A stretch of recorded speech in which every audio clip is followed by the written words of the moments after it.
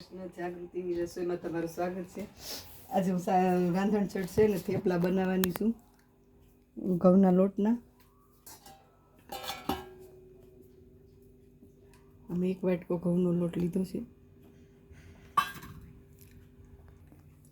આ કોથમરી છે, આ અજમો છે, વરિયાળી છે, હિંગ છે, સફેદ તલ છે, આદુ ને મરચાંની પેસ્ટ છે, લાલ મરચું, હળદર, ધાણા જીરું, મીઠું, તેલ અને આ મેથી. છે ને થેપલા બનાવવાની. લોટ બાંધવા માટે પહેલાં હું ગેસમાં લોયું મૂકું અને એમાં તેલ નાખી દઉં 1 ચમચી.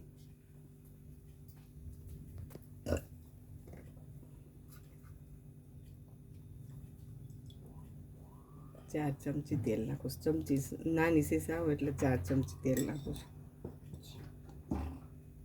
એમાં આદુ ને મરચાંની પેસ્ટ નાખું છું.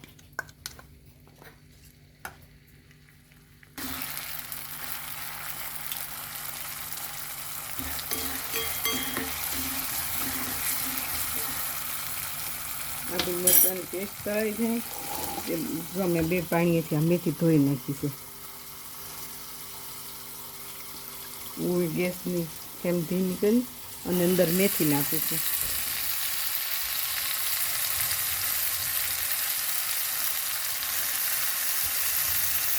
આ સાતમ આઠમ માટે બનાવું છું થેપલા અને પોચા બહુ બનશે. આ થેપલા તમે ત્યાં 8-10 દિવસ સુધી ખાઈ શકશો અને સારા રહેશે. તમે આવી રીતના બનાવી જોજો.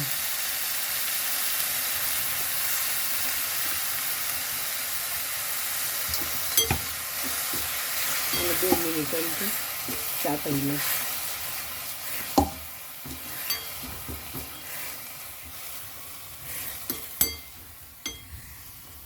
2 મિનિટ થઈ ગઈ છે. ગેસ બંધ કરી દો અને ઠંડુ કરવા મૂકું. ત્યાં સુધીમાં આપણે આ થેપલાના લોટમાં મસાલો કરી નાખી.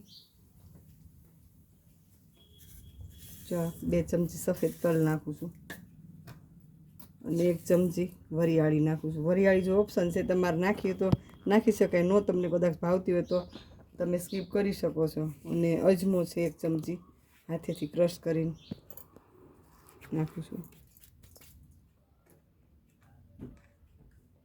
હળદર નાખું 1 ચમચી, 1 ચમચી ધાણા જીરું, 1 ચમચી લાલ મરચું પાવડર અને મીઠું સ્વાદ પ્રમાણે. અને મોણ આપણે ઓલામાં તેલ છે એટલે હું આમાં 3 ચમચી તેલ નાખું છું. હવે આ ઠરી ગયું છે ને, હવે આમાં નાખી દઉં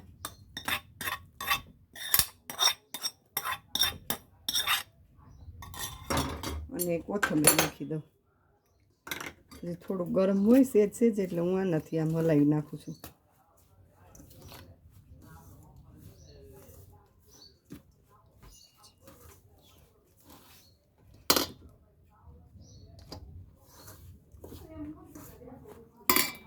આ હિંગ નાખતા આપણે ભૂલી ગયા છે, 1 ચમચી હિંગ નાખી દઉં.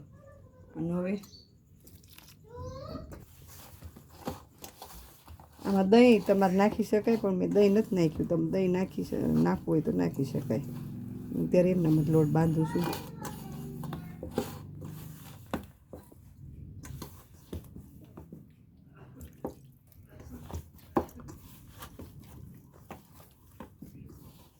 બહુ સરસ પોચા થશે, એકદમ પોચા રૂ જેવા. લોટ એવો બંધાણો છે ને,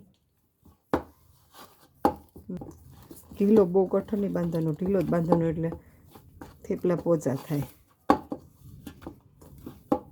અને આમાં લસણ નાખવું હોય તો તમે નાખી શકાય. આદુ મરચાં અને લસણની પેસ્ટ કરીને નાખ્યું હોય ને તો એ સરસ સ્વાદ આવે. જો મારો લોટ બંધાઈ ગયો છે, આવો જ બાંધવાનો. હું 5 મિનિટ એને રેસ્ટ આપી અને પછી કૂણવી નાખું.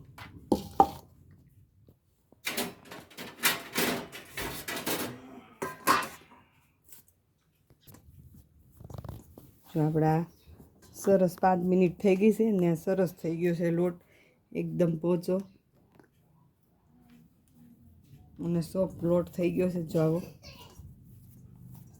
આના ગોયણા કરી નાખું. કૂણવાની જરૂર નથી, એવો સરસ થાય છે બંધાણો જ લોટ. હવે હું આ તવો મૂકું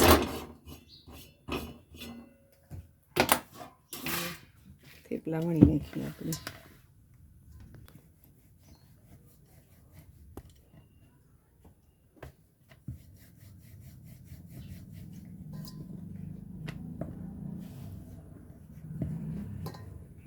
આપણું એક વણાઈ ગયું છે ને એટલું જ પાતળું વણવાનું છે. અને આમાં લોટી તપી ગઈ છે. વણું છું.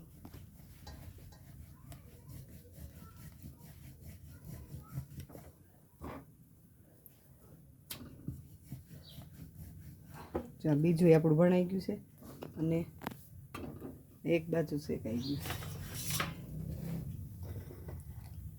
આને છે ને તમારે કૂણા થેપલા રાખવા હોય ને આપણે એકદમ સોફ્ટ થેપલા, તો આને છે ને બહુ દબાવવાના નહીં.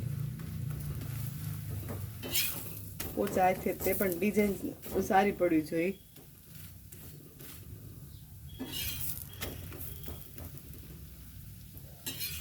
અને તાવીથી આમ બહુ નહીં પ્રેસ કરવાના, હલકા હાથે જ તે જોડવાના, એટલે તમારે કૂણા થેપલા રહેશે.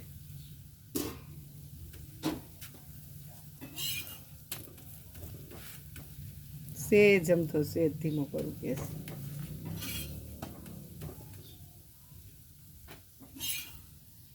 એક ચડી ગયું છે આપણું થેપલું અને આ બીજું નાખું છું. અને હવે એક પાછું વણું છું થેપલું. આ સાતમ આઠમ માટે બેસ્ટ થેપલા છે. તમે આવી રીતે કરજો, તમારે બહુ સરસ પોચા રૂ જેવા થેપલા રહેશે. ગયું ને આ બાજુ તેલ નાખી દઈશું. એક બાજુ આવ ચડે ને પછી તેલ નાખવાનું, ચડ્યા વગરનું તેલ નહીં નાખવાનું. એટલે અને બહુ દબાવવાના નહીં. જો આવી રીતના અહીં આપણે વણાઈ ગયું છે. આપણે છે ને પરોઠાને દબાવીને એમ દબાવવાના નહીં, પોચા હાથે જ તે તળવાના એને.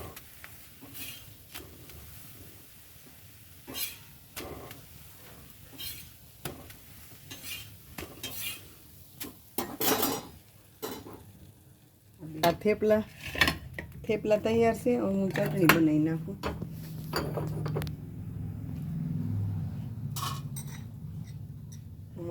2-3 ચમચી, 4 ચમચી તેલ નાખું, 4 ચમચી પૂરી. જો આપણો થેપલા તૈયાર છે. આ ચટણી એની હારે હું લસણની ચટણી કરું છું. જો એકદમ સોફ્ટ થેપલા થયા. જો હાવ કૂણા. આ લસણની આખી કળી નાખું છું પહેલાં.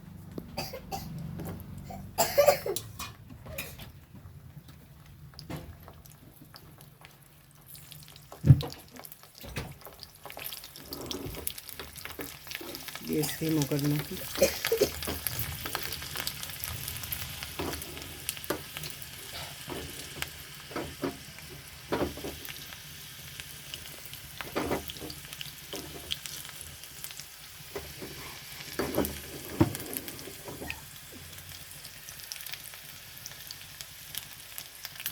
હવે આ ગેસ આવ બંધ જ કરી દઉં છું. લસણ કકડી ગયું છે.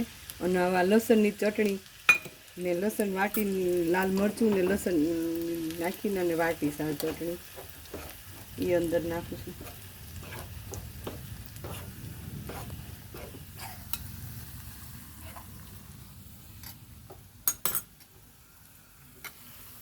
લસણની ચટણી કકડી ગઈ.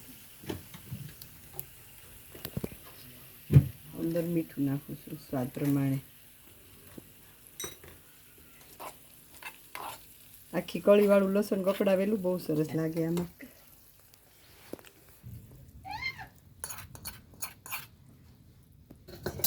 લસણ કકડાવેલું